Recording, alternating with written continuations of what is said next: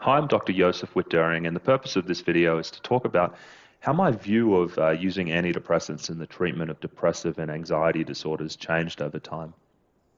So back when I was a resident, we were trained to treat people with major depressive disorder lasting for 2 weeks or more with antidepressants at our discretion. So you could have, for instance, 5 out of 9 of the symptoms, which are things like low mood, low interest in things you normally like, insomnia, low appetite, and feelings of guilt. If you had those 5 symptoms and they lasted for more than 2 weeks, and they were clinically significant, wherever you draw the boundary on that, you could use antidepressants essentially as a first-line treatment for that, and that was how it was done, and I practiced like that for a period of time as well, seeing what was done around me. But after I kind of progressed through my residency and I started having more reservations, and then I eventually went to the FDA and I continued my education on drug side effects, I realized that was, looking back on it, probably reckless, and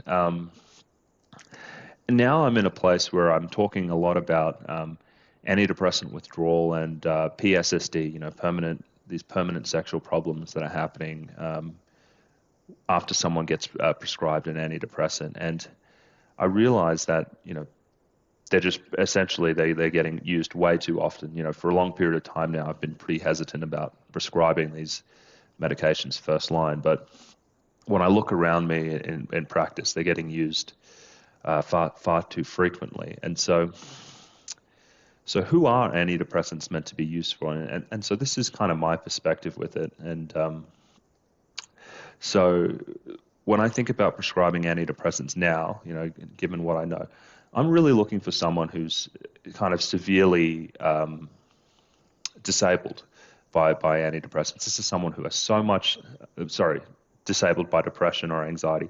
So this is someone who has so much anxiety that they're actually not even able to work anymore. They're debilitated by the level of anxiety. This is someone that's gone out and they've tried other treatment modalities and they haven't worked. They've tried psychotherapy. They've had a full medical workup to look for other reasons, and essentially they couldn't find anything. That is someone who is probably, from my perspective, a good candidate to try something now. And the reason for that is, if they were to have one of these severe side effects, like the problems where they're never able to withdraw off the medication, or they start developing a lot of pain, neuropathy on the medication, and a lot of blunting of their emotions, which doesn't go away, or if they get the PSSD, the sexual dysfunction, they were already disabled to begin with. So it seems like more of a risk, the risk balance seems more acceptable. Now, so what do we do with the people who are moderately depressed or anxious, but they're still functional? These are people still going to their jobs. For this group of people becomes really quite uncomfortable for me to treat, because there is the potential to make them worse. And when I'm thinking about the problems that could really make them worse, which is like the permanent withdrawal problems or the sexual dysfunction, it's really challenging for me to contextualize the frequency of this. I mean, there's no real incidence, confident incidence rate I could give for this. It could be 1 in 1,000, it could be 1 in 10,000. I don't know reliably how common this is. And so there's a rare chance that it could actually make them worse.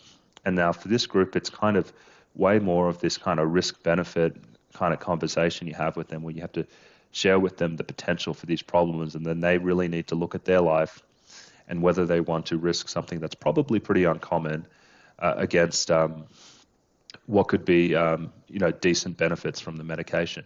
And I know a lot of these people. I know a lot of people with moderate depression and anxiety. I've worked with them. They've been friends, and they've taken these medications, and they've said that they've been helpful, at least while they were on them.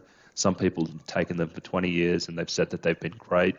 And so I don't want to write off the benefit that they can have in that population, but it's just risky. Every time you do something like this and someone is not completely at a level where they're severely disabled, at least I worry about making them worse. So that category is always tricky. The people who I think definitely shouldn't be getting these medications are people who are coming in with fairly mild symptoms.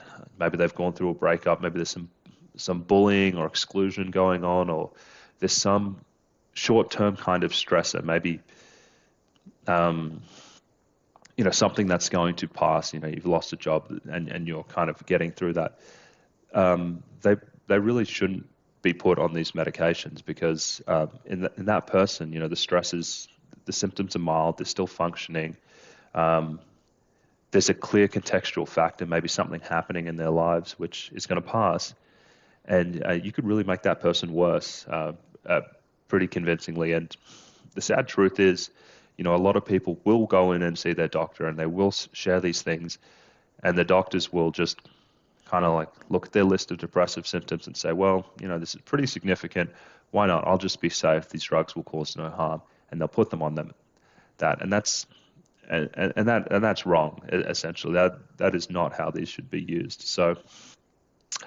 Um, so that's kind of my overall download on antidepressants at the moment. That's how I feel about them, and kind of how I use them these days. So I'd love to hear your comments on kind of what I'm observing. I mean, do you feel like they're given out too frequently? Do you feel like I'm overly cautious? Please let me know in the comments below. I'd love to engage in a discussion, and I hope you found this video helpful. Thanks.